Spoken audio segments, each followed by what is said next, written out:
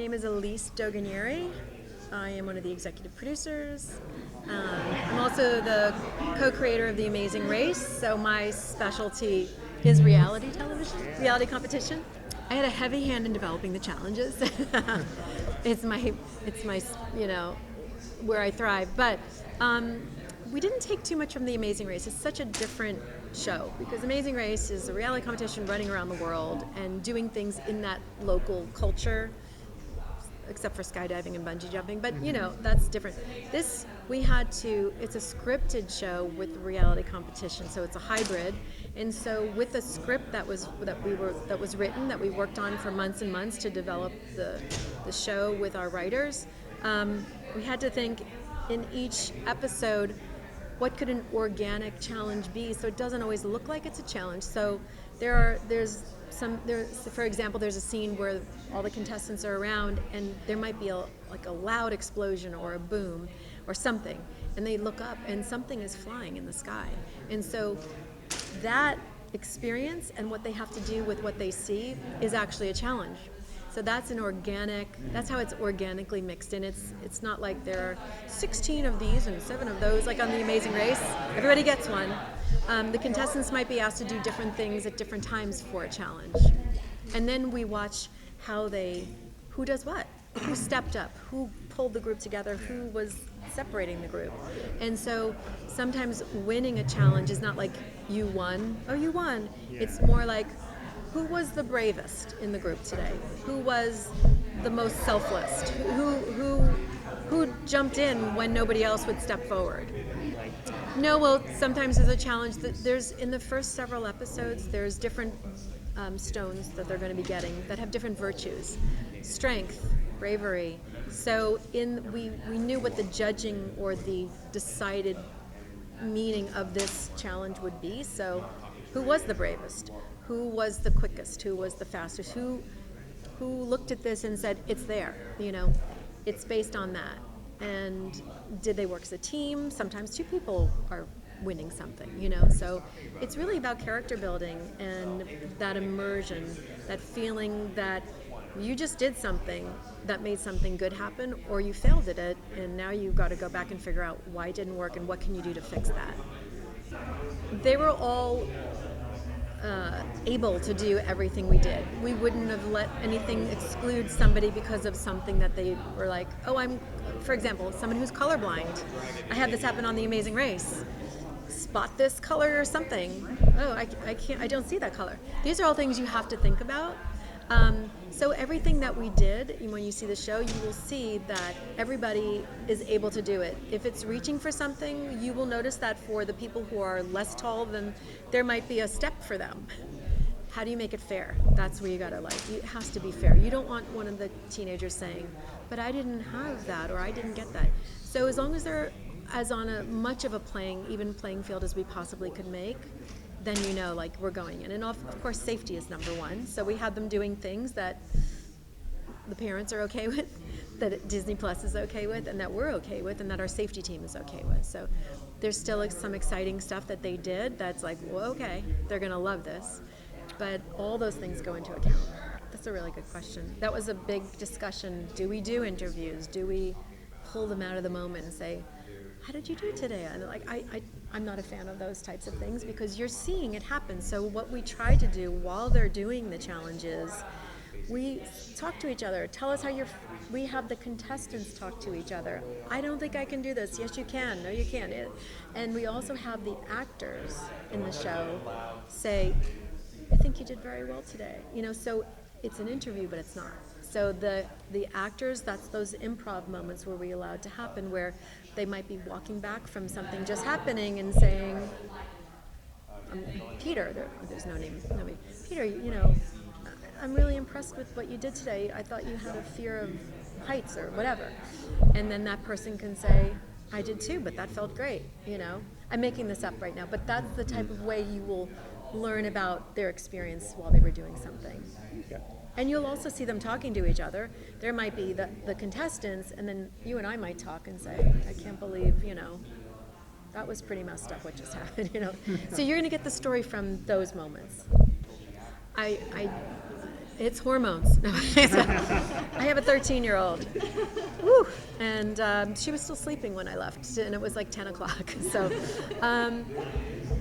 this is the difference I see between grown-ups like us and then teenagers, is that we all have a way we want the world to see us. We're very careful. Like I said to this table over here, I had a crazy, not a good day yesterday.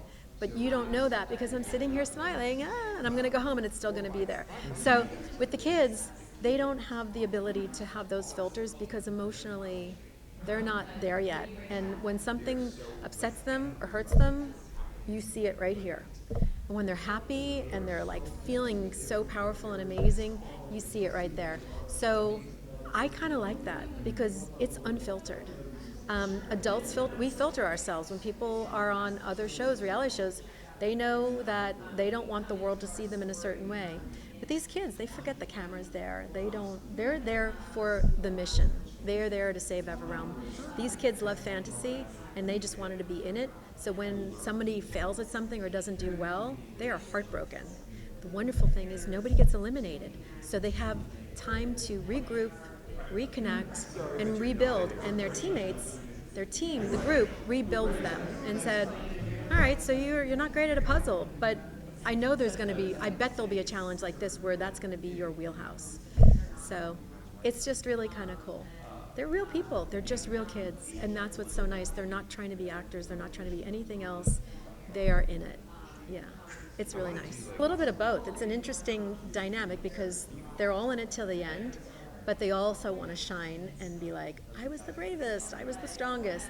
But with that, they have to be careful. People have to, you just have to be careful. Like, do you look like the person that's always pushing everybody out of the side so you get noticed? So there's a fine balance. Are you the one that's right to be the true hero? Do you give other people the chance to shine? So it's very interesting. It's real life. It's reflecting what happens in real life.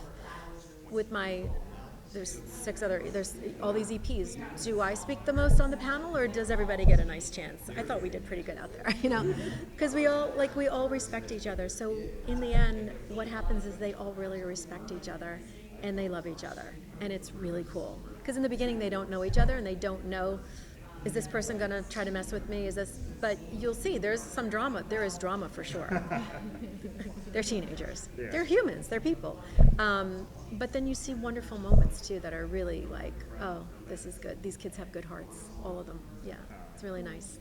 Well, you don't want to like stunt anybody's feelings. So the beauty of this show is that the producers, we're not going to step in, but we have actors, and the actors are so good at improv, but they're also like I said, people. So there's a couple of moments where some of the teenagers are like, or whatever, or like, oh, down on themselves. And some of the actors would come to us and say, can I go in there and talk to them in character, but still with their own words? And they would go in there and they would talk to them. And the kids were like, oh, so-and-so, Princess so-and-so, or Prince so-and-so. And they're like, look, today was great. You're not going to be good at everything, or you're going to, tomorrow, there's no giving up in Everealm, or else this castle is going down. We're going away.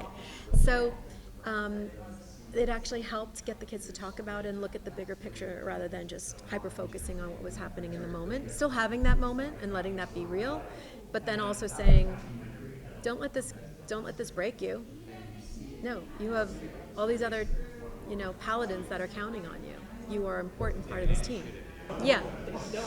It's really interesting because these kids are also, some of them are very like, at the scripted characters, I don't really know if I like what you said to them, like, oh, that was bold. So there's some very interesting moments where some of them speak up, and then it's an improv moment because the scripted actor has to respond to that thing. And I was just so impressed with the professionalism and the quality of their craft, that they answered always in character within the storyline with real good answers that satisfied whatever that contestant might have been bringing up. So yeah, there are moments for sure, and that's what's so beautiful about this is there's the actors, the reality contestants, and then there's that middle ground of that improvisational moment where you get real people just having a conversation. Yeah, within this fantastical world. I don't know, I'm super excited about it. Yeah, we had multi-camera, so we would shoot without the kids, the moments that they're not part of. So in real life, like we're having this meeting in here, there's people outside having a conversation that you might be friends with that you're going to talk to, and they have no idea what we all just said in here. So I think they're gonna be blown away when they see the storyline behind what they thought the storyline, because they're trying to figure out what's going on here. Who is that? A bad person? Is that a good person? Because there's a lot of intrigue and mystery. So, well, I'm losing my thought, but they just. I'm totally losing my thought on why it was. So yes, we shot with the scripted actors a couple, because you really want to get those moments right. But then the moments where the script actors had their moments with the contestants, it's all in one take. You're not redoing it, because then it feels like you're filming. And yes, there are cameras, but you forget they're there because they're back or they're kind of hidden, and it all kind of falls away because they're so listening to what's happening in the story. They've got to listen to what the actors are saying, because like, okay, we're going to leave the castle, we're going to go walk outside into the forest. So those are just one take, just like on The Amazing Race. So that's the reality side. It's just interesting. It'll be fun for all of you to see it and be like, okay, this is the scripted moment where there's no kids. So they must have shot that twice or 10 times. Yeah. Oh, we should have a viewing party. Yeah. Who do I talk to? Who would I talk to? Disney. Yes. I know we were talking about that. I think that would be great, because it'd be like, oh, I knew it. Like those moments. Yes, that's a really good idea. We've talked about it. We'll see if we can get that going. Oh my gosh, it's like a military operation. It was like over a year of prep. So the mythology, the script gets written, and then we integrate the challenges. We come up with the challenges with the writers to make sure that it all works. You think big first. We're like, let's have them do this, and then you're like, well, that's not really possible. Kids can't fly. But so it's good. You start really big, and then like, what we could do instead of that. So you work with what the challenge could be, because you still want it to be super exciting, and then the planning out of the days of filming, like there would be certain days where we'd be just doing scripted filming, and you can only have the kids for 6 hours a day because they're minors. So that is like a schedule that you can't even imagine. Plus with COVID protocols, it was intense. And I think it took us about, I want to say I was up there for about 6 weeks. But we were busy every day. There wasn't a down day really for us. We had the weekend a little bit, but for the most part, we were always busy. Thank you. I hope you enjoy the show. And